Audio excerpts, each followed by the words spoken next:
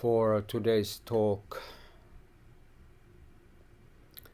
I have two quotes, often repeated Zen sayings, and the first one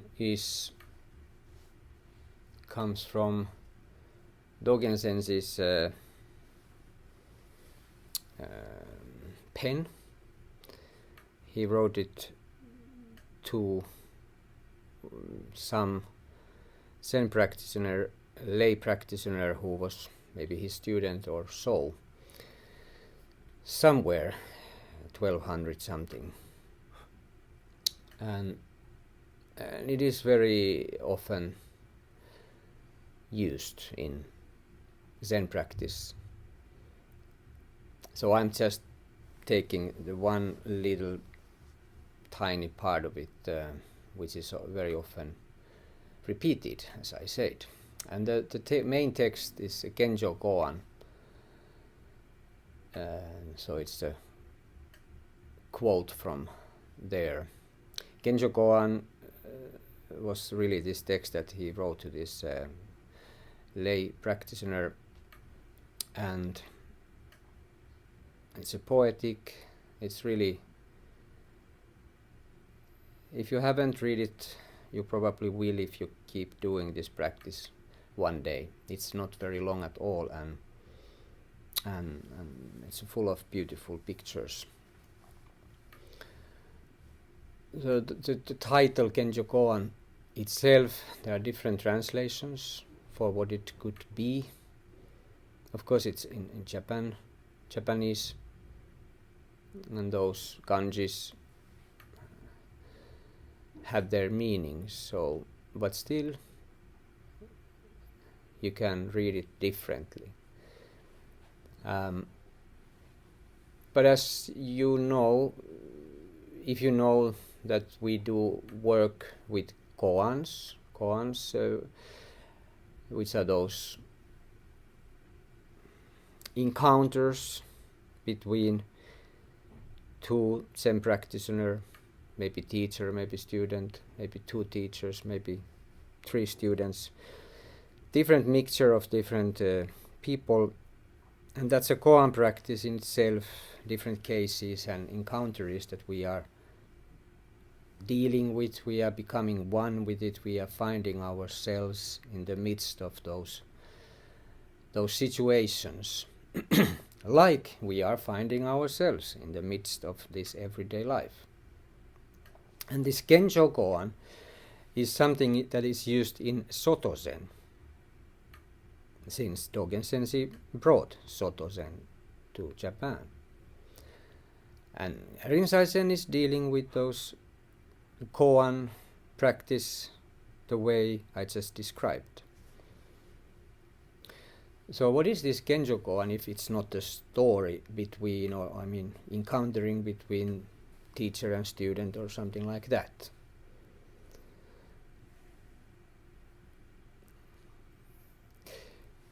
One way to say that it is simply to become this present moment. We are manifesting right now this present moment.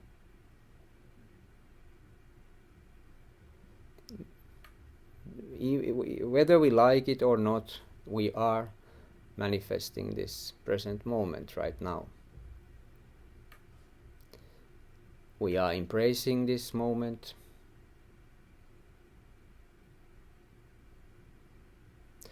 And one way to see this Genjo Koan, I think, is really like Shikantaza. Just like Shikantaza, just like this sitting here and now, which includes everything. Everything is included here. It's a manifestation of reality as it is. Isn't that what Zen practice is about?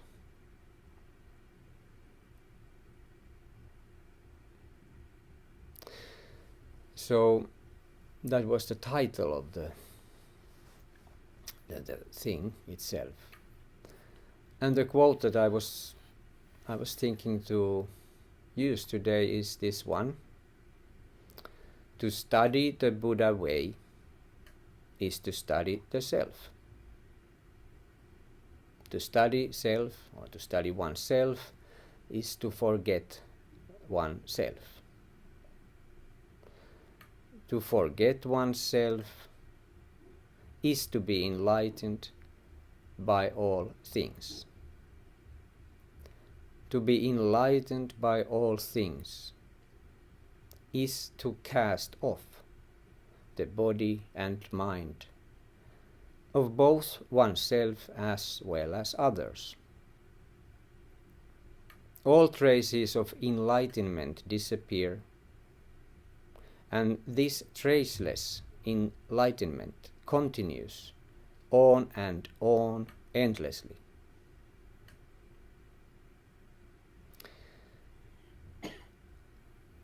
So I think I've heard this so many times that sometimes it's, you feel like sick if you hear it one more time, because it's so often repeated. I don't know if you have, I would like to ask if everybody has actually, is there someone who has never heard this?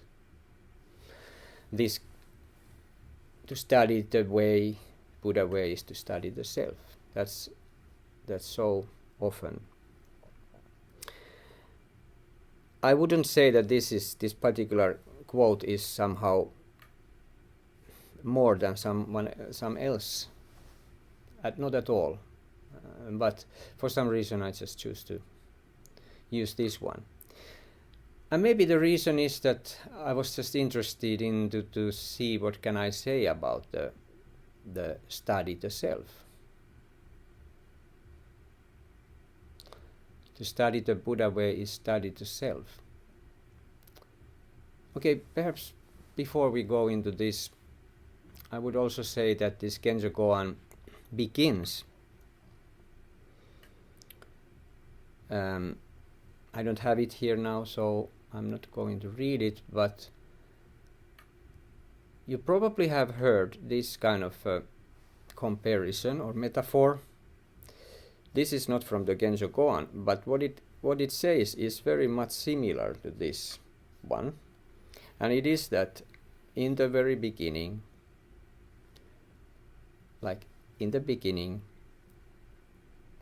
we could say roads were just roads, like Arkadian Katu. Parks were like parks.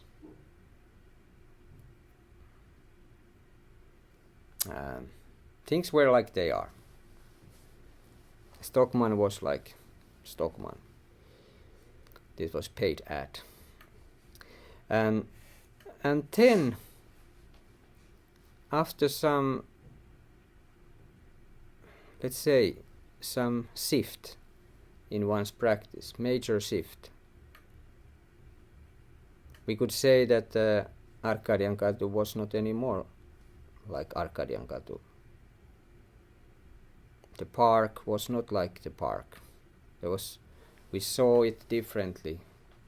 We see it very much differently suddenly.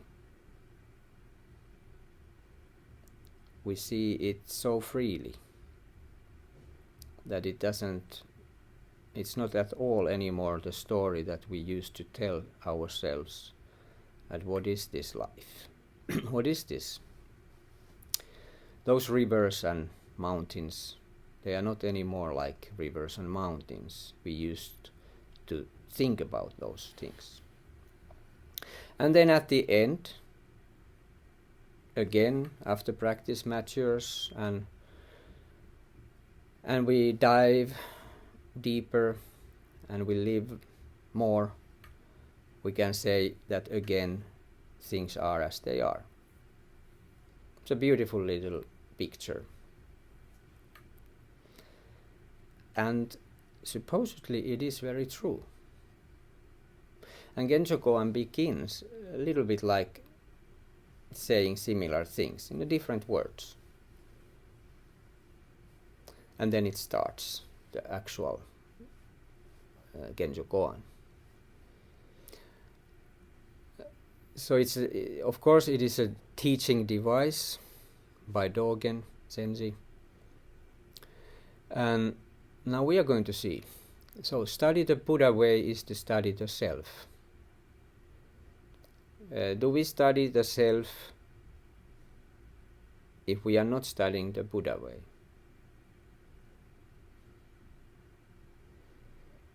So is it always when you study the self, are you also studying Buddha way? I don't know.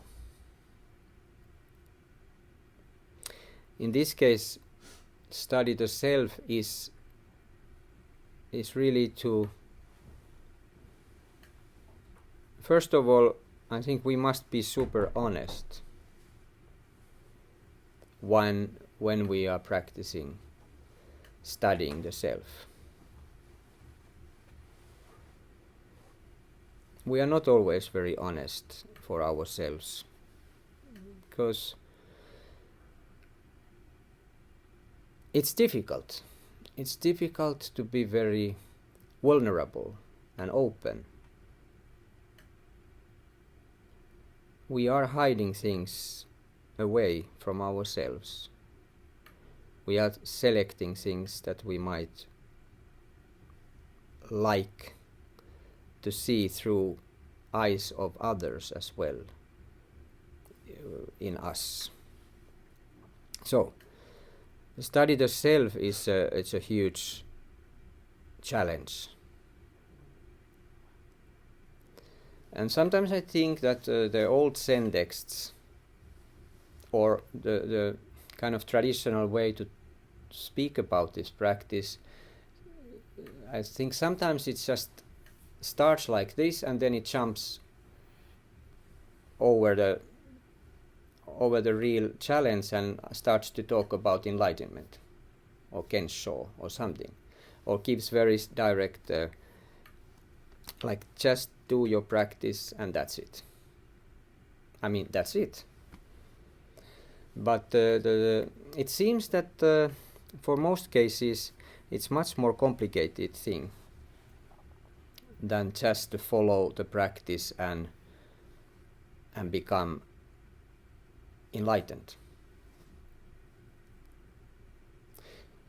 At least it seems that we need maybe to deal with some other kind of material that maybe we are not prepared to face, to meet when we do practice. And now I'm simply, or those things becomes hindrances. They are kind of blocking our way to proceed within our practice. So we have those inner hindrances, some hindrances that are built in our identity, our ego identity. Maybe they are things that you don't find from the manual of practice, because they are your own personal stuff. And this is of course why today you find so wide range of different kind of Zen practices even. One lineage is emphasizing more like a Western approach, psychological approach, and one may be still sticking bravely for very traditional way. And then things in between, different kind of mixtures, portions. And I think it is good to just voice that thing anyway.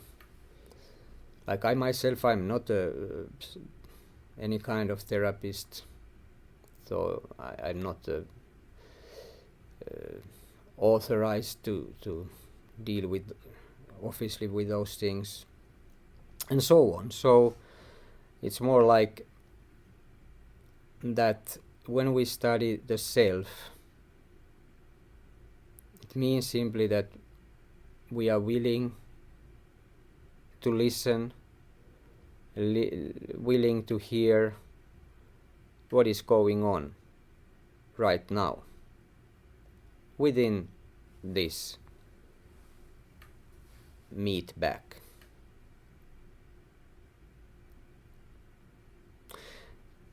And one thing also, I don't think we should start to think so that necessarily so that we have to fix ourselves somehow before we can practice. I mean, it might be the case in some levels or some situations, but the practice itself is also kind of a way to become familiar what's going on.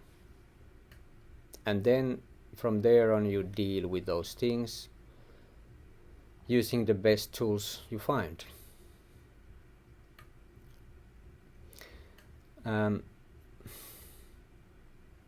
So even the short first sentence that I just read includes so much.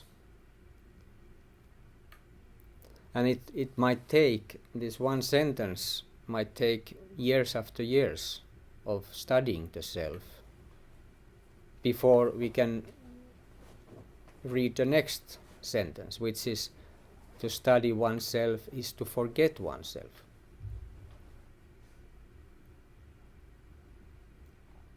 Maybe this is not like A to B thing, of course it's simultaneously overlapping, but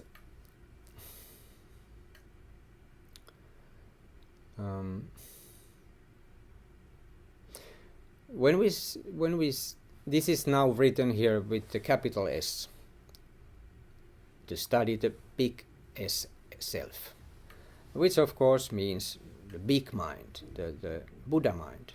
When we are studying the Buddha mind, we actually will forget our little self. But is it really two different things? This little self and this big self. That's why I use also this one self translation, which we can say includes both.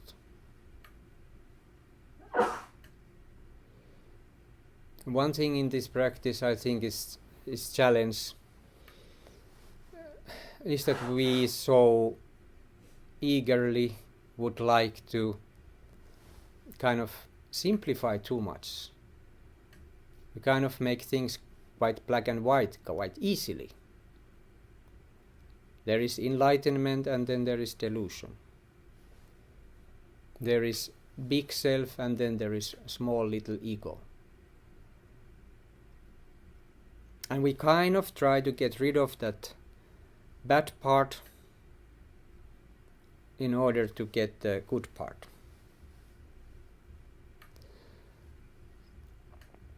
But luckily life is much more rich than that.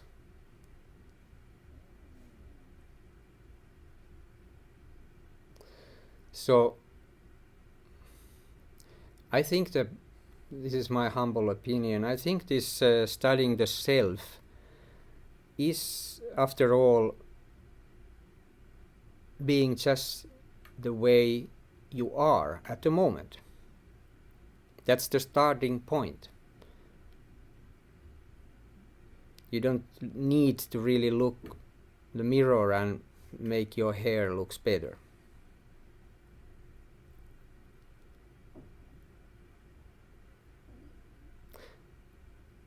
The way we are just right now is, fundamentally speaking, enough. It's another story that maybe we can't bear it. Maybe we can't stand the way we are. Maybe we can't accept the way we are. That's another story. But I think more and more nowadays that it's really so the way we are is the starting point, and it will eventually be the ending point as well. Ending point means that practice continues anyway.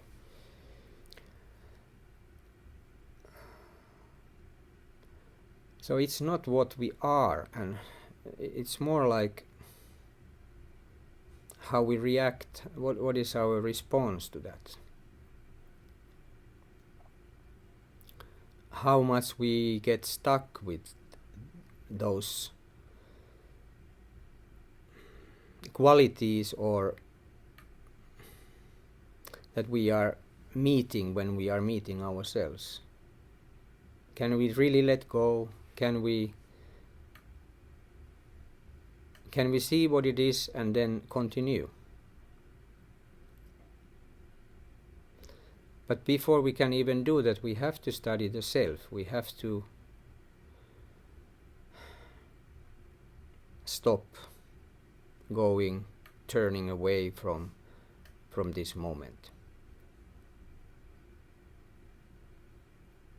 And this is why those wise Zen people in the past, they realized that when we are asked to sit and facing the wall, for example, and being with this moment right now, listening, using the whole body as one hearing mechanism, really there is something very acutely intimate going on right now. Everyone is acutely, intimately present. And what we do so easily, we look elsewhere. We turn away from what it is and we look elsewhere.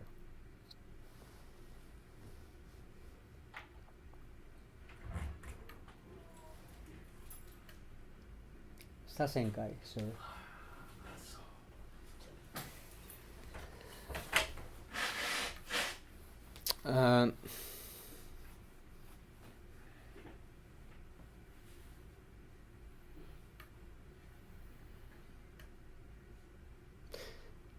They say that mind itself is Buddha. The mind itself is Buddha. Don't look elsewhere. Outside of this mind, outside of this mind, what we think we can possibly find? How can we go outside of this life?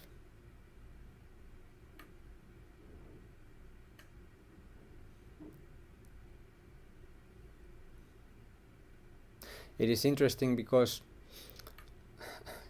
it's kind of either you take it or you don't. I mean, you can't just. I mean, the life as it is a full package. It's complete. There are no corners really that you can cut and take a little piece of it. It's exactly like fire. The light, this fire in the candle, it is fire. It's hot. Even if it's this small, tiny little light, it's still fire. The quality of fire is fire. The quality of mind is Buddha.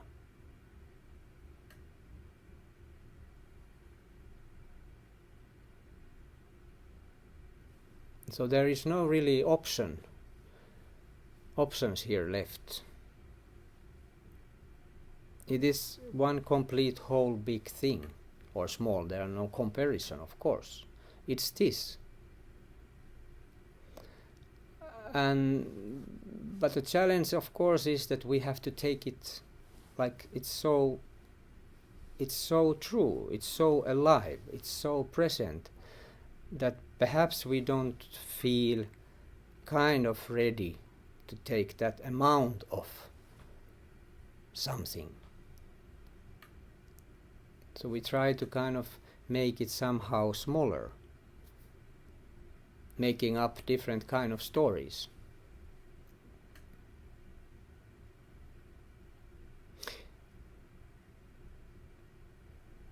Perhaps we once had it as just like this. Maybe once we had it like this. Maybe when we were little babies. Maybe then. I'm not sure, but maybe.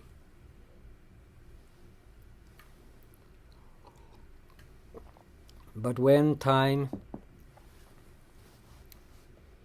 we grew older, we just can't keep it open. We can't just...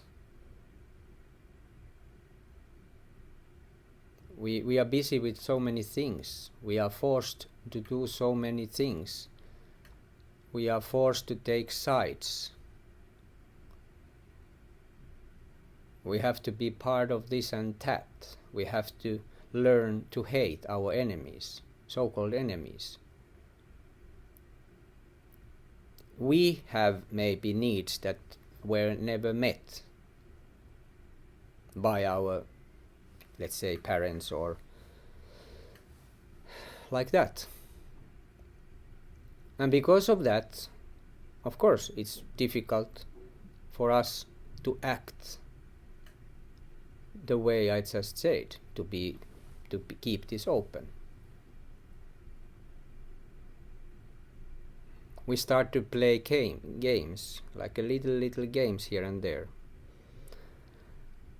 And those little games will give us kicks.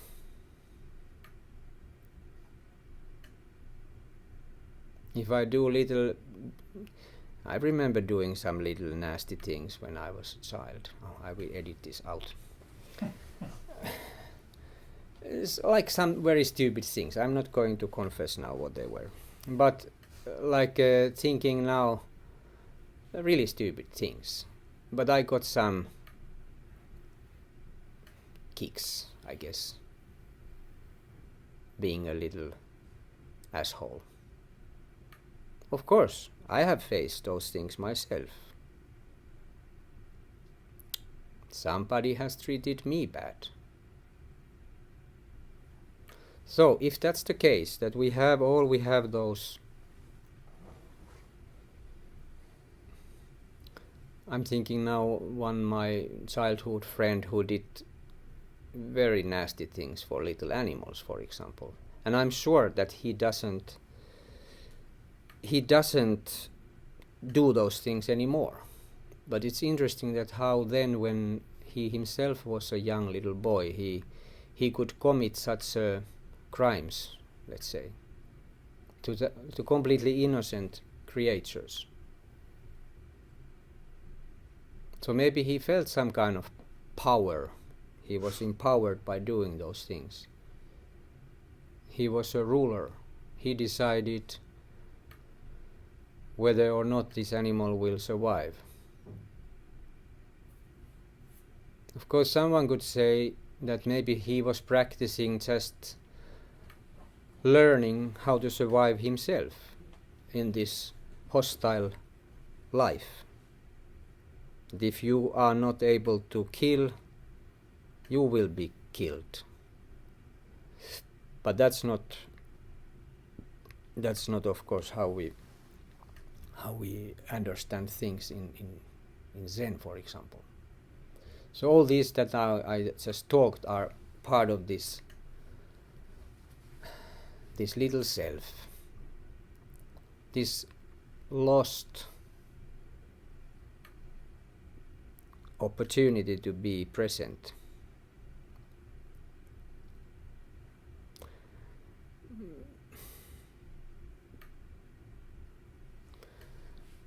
So how we study the self?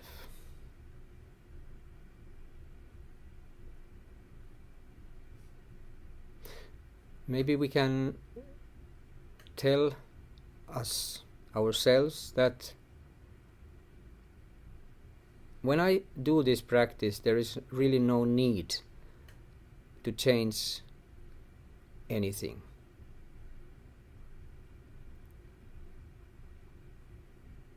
We start afresh like it is right now. That is the starting. And if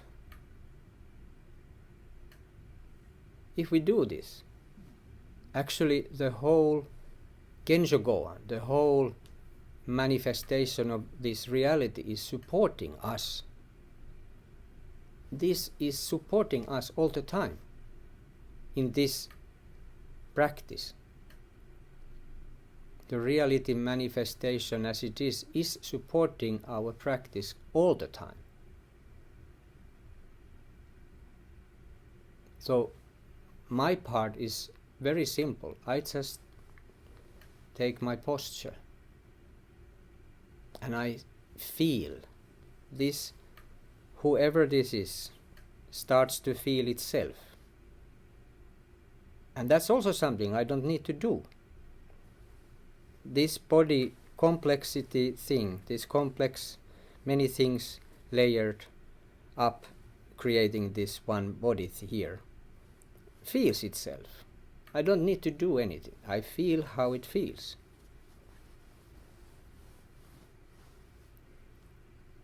So again, very simple thing. This reality is supporting. This reality is this body here and now. Maybe pain, maybe something, but that's how it is right now. And then some random thoughts. No big deal. No big deal at all. We can see what they are, those thoughts. Maybe we get lost. Maybe we start to follow those thoughts. Maybe I start to commenting upon those thoughts. Maybe I start this dialogue. Maybe suddenly I'm completely there.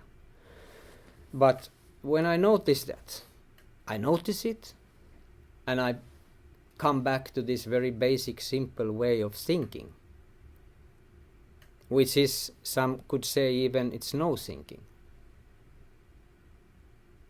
There might be some recognition where maybe this mind is using words. Maybe it says a sound from the upstairs. Maybe something is verbalized, but very little, just a few words here and there. Those are not really thoughts. Okay? And maybe then emotions. Different kind of emotions are coming up. Because when we stop, maybe there is some emotion. When we are sitting alone, we might have different kind of emotions. When we are together, maybe group will give, that we are sitting together with people, may bring up some other kind of emotions. Maybe we start to compare ourselves to others, because that's what we've been doing. So of course, in Zen-do, I will find myself just I have been previously also. It's not the Zen itself, this practice, that makes me feel, but this just shows those facts. Of course, there is plenty of things that I don't like necessarily, or I don't like to meet in myself.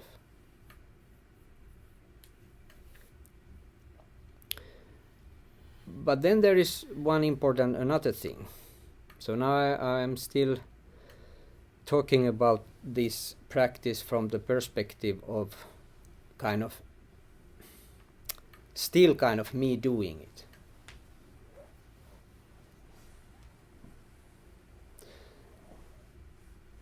But and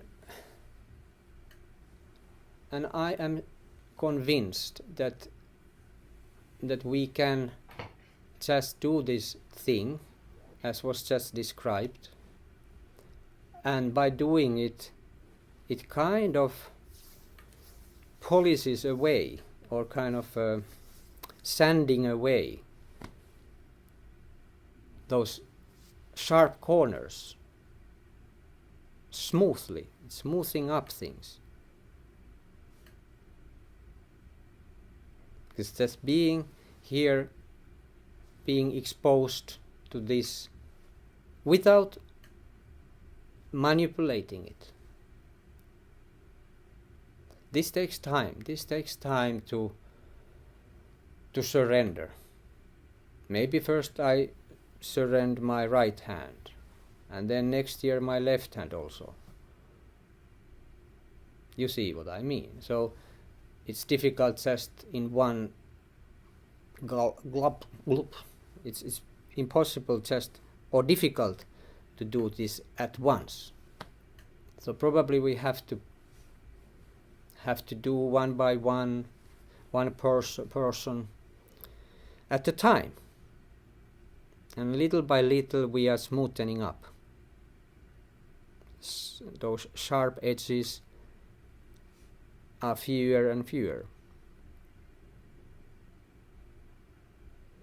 And when those things starts to happen, when we start to be more at ease and more at home within this situation where we are now, we start to forget our problem, our original problem. We start to forget this dualistic me against the rest of the world. Because, why we start to forget it? We start to forget it because what is going on is very true. It's very, as I say, acutely, intimately your true self, sitting here and now. And those stories and those,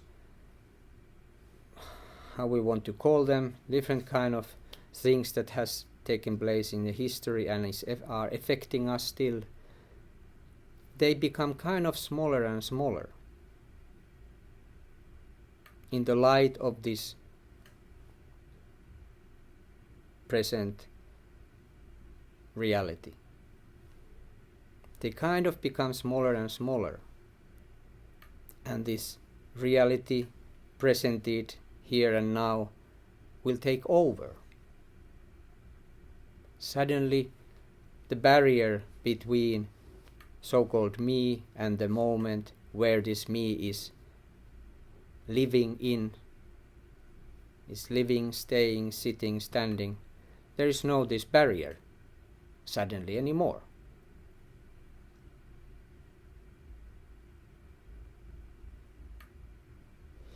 And that is the time and place where we suddenly become fully awake, fully alive, for a moment.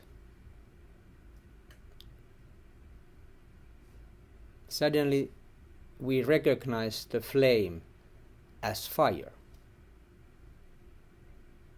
Suddenly we are not anymore outside of it, looking at it, or using its light for something. Suddenly we are the light itself. We are the fire. We feel it. We are it. My God, it's me. My life, this life.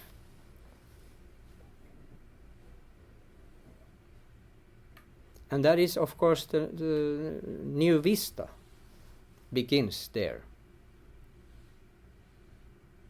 Then we really can start to study the self with a big S. We can start to learn how to be this one mind. And of course we still have this body. Or I don't know if it's we have this body, but the body anyway is here. Body is talking here now.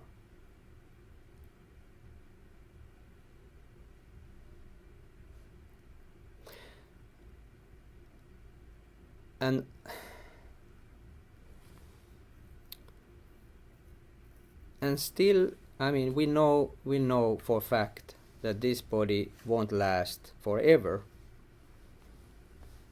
Not at all. This body will last some years maybe, if I'm lucky. Candle won't last even few Zazenkais and it's gone. So we know everything, anything we face, we know are in a constant transition, changing endlessly. So there is not a single thing that is not to be soon different. So why then I should worry about this my feeling of being separate self against or opposite to other world, and perhaps even fighting because of this feeling of being a separate self? When and if we are lucky enough, and we are lucky enough if we keep doing this, if we return again and again to this practice, we learn. This is, we brush our teeth or tooth. I have only every day, maybe twice a day. Maybe it's a routine thing, who knows? Or maybe we are present when we do it. We can be present whatever we are doing, because that's really what's going on. And same goes with the practice.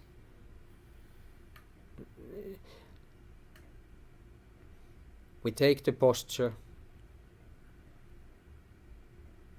and the rest of the universe will take care of us.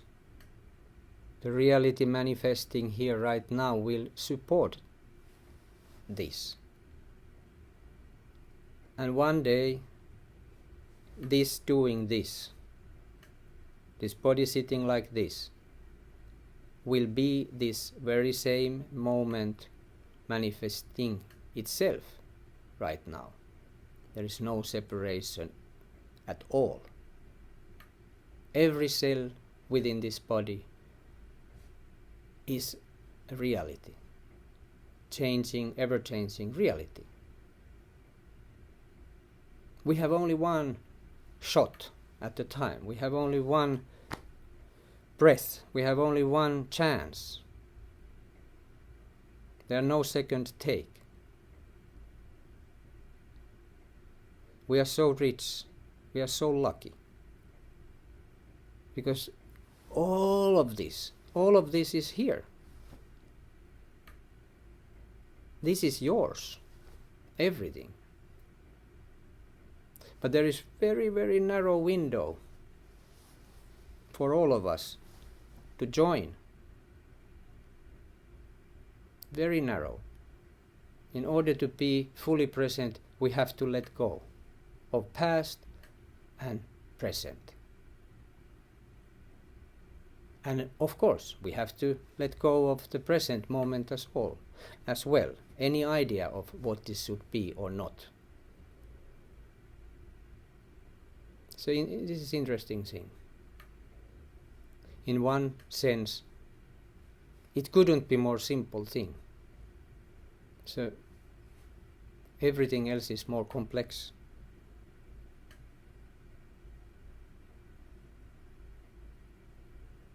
But it's really like at the edge of the sword. It's super narrow, it's super sharp. And we are practicing to find that really sharp, narrow door.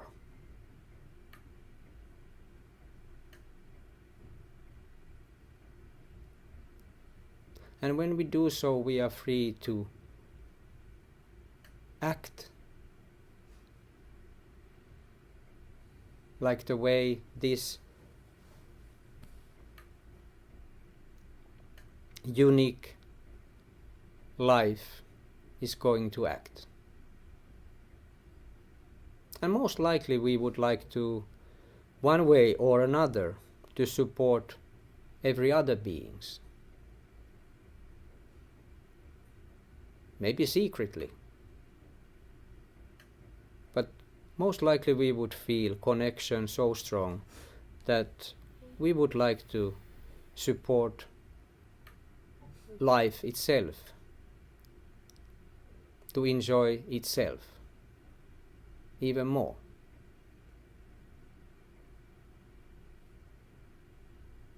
Not in a hedonistic way, that I didn't mean.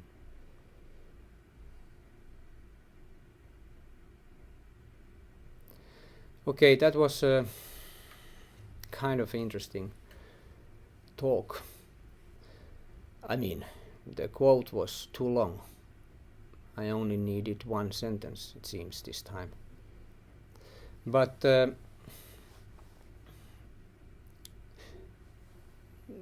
I hope that what I would like to say within these words was that that if we don't want to be alive, if we don't like our lives, if this is too much for us, all that thing, we can always return to place where we are not born. And it is really this place. We become born immediately when we are facing towards the future or backwards or anywhere. But if we just stay together with this, we are not even born. And that's the place where we can rest. This is the place where you can rest. And then you can go and look for something more interesting, if you can find something more interesting. But also, one more thing is, this is a long talk, I'm sorry. But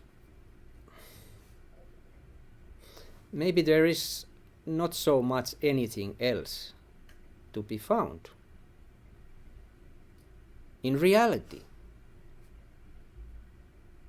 But your everyday life.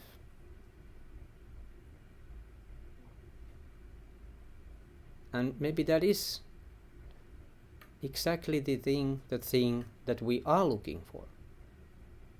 Perhaps we are just looking for what we already are. And that is the thing that will make us happy. So let's continue with this practice, and next we will make 3 prostrations. May all beings attain the Buddha way.